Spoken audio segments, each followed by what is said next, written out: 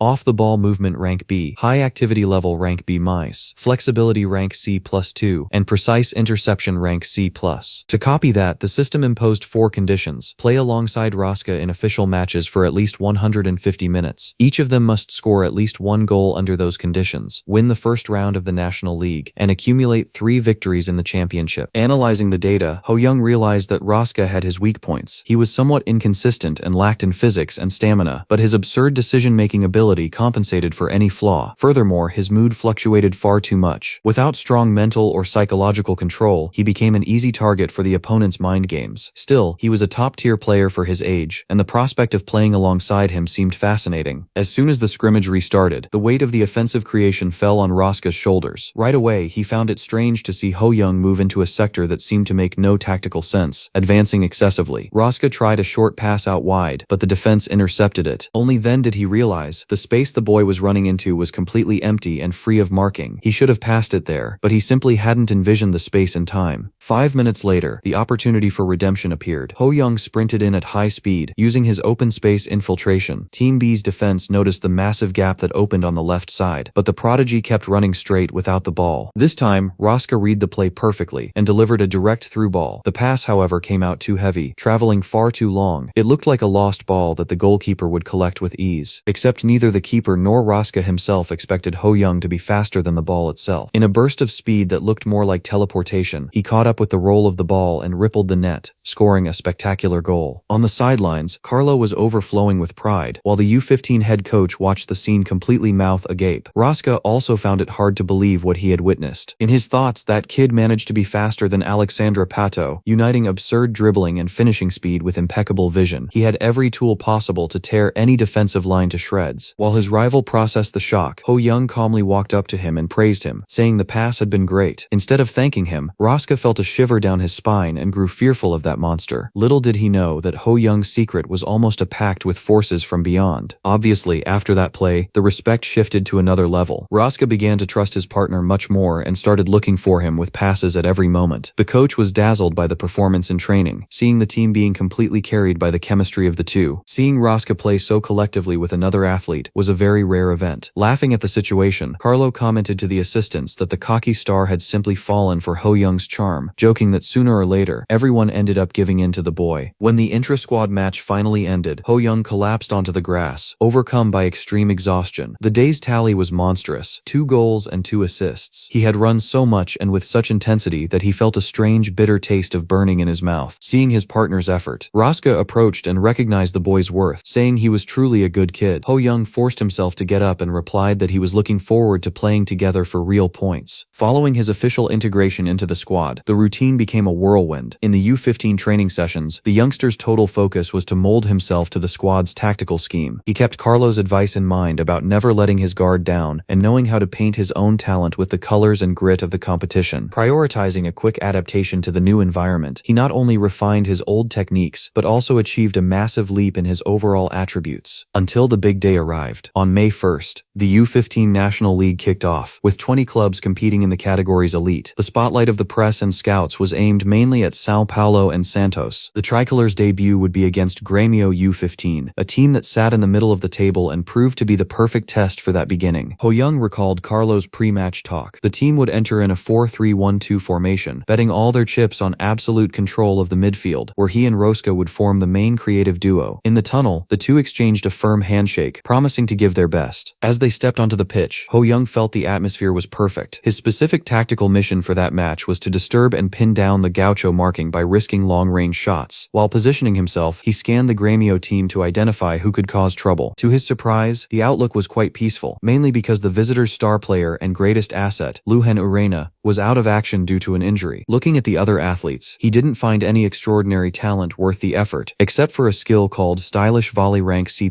belonging to the player Henrique Netuardo. Since the conditions were simple, execute 2 tackles and score a goal, he decided it was worth a try. Ho-young was excited, but he noticed that Rosca had blood in his eyes, overflowing with energy for that debut. The referee blew the whistle, and Sao Paulo started by pressing on the attack, with Ho-young dropping back to dictate the tempo and call for the ball. All the grueling chemistry from training sessions began to show. With only 5 minutes into the match, the tricolor was suffocating their opponent and maintaining possession with ease. The backline attempted a longer, piercing pass to the attack, but Grêmio's defensive midfielder, Henrique Netuardo, managed to read the play, intercepted the pass, and burst forward at full speed, triggering a highly dangerous counterattack. In the U15s, the level was completely different. If transitions and tackles weren't surgical, the price paid would be high. Instead of shrinking under the pressure, Ho-young felt his adrenaline surge, becoming even more pumped up. Grêmio adopted the famous swamp football strategy, a style focused on anti-football, abusing tactical fouls, time-wasting, and physical play to wear down the patience of explosive and psychologically unstable players. The tactic was working, and Rosca was already starting to show irritation with the heavy challenges. Noticing his teammates' nervousness, Sao Paulo's center-back and captain, Frenu, shouted for the team to keep their heads straight and not fall for the provocations. Frenu assessed that, although it was difficult to finish plays because of the gaucho wall, the absolute priority was to stay calm. Normally, wearing the captain's armband in a national debut would bring an absurd amount of weight and massive anxiety, but the defender realized that, with Ho-young there in the midfield, the sense of security was entirely different. Possessing impeccable reading of the game and plenty of youth academy experience, Frenu was the undisputed leader of that squad and had already understood the absurd level of the new kid. Even though they had shared the same roof for less than a month, he was impressed by Ho-young's speed of thought and the depth he gave to the game. It was unbelievable to see how a single player could elevate the standard of the entire collective. With him on the pitch, the captain knew Sao Paulo had real chances of fighting for the national title. With authority, Frenu unleashed a long pass toward the offensive line, making the entire midfield sector move in perfect synchronization. Rosca anticipated the marking and received the ball first. Defending midfielder Henrique Netuardo closed the space immediately, creating a barrier difficult for the tricolor forward to overcome. However, Ho-young had already predicted the movement and made a clear hand signal, indicating a pass toward the right corridor. Despite finding the space tight and risky, Rosca chose to blindly trust the kid's genius and released the ball. In the blink of an eye, Ho-young controlled it and threaded his way through a millimeter gap in the marking. Grêmio's defense stood static, without any hint of a reaction in the face of the play's impressive speed, and Ho-young shot straight at the goal, already knowing the ball would go in. He was 100% sure it would be a goal, the exact instant it left his foot. On Sao Paulo's bench, the excitement was absolute, with his teammates cheering and shouting about how good the kid was and how captivating his football was. Meanwhile, defensive midfielder Henrique Netuardo looked at the play in disbelief, asking his teammates if the kid really had the audacity to shoot from there, from a distance of 30 meters. The entire gaucho defense was still shocked by the absurd speed and the sheer arrogance of the shot. Even Ho-young himself was impressed with his own performance upon realizing that his skills worked perfectly fine, even after moving up a category to the U15s. In ecstasy, he ran straight to the touchline to celebrate with coach Carlo. Suddenly, a system notification popped up before his eyes. His talent had evolved to mid-range defense-piercing power shot, reaching rank B-.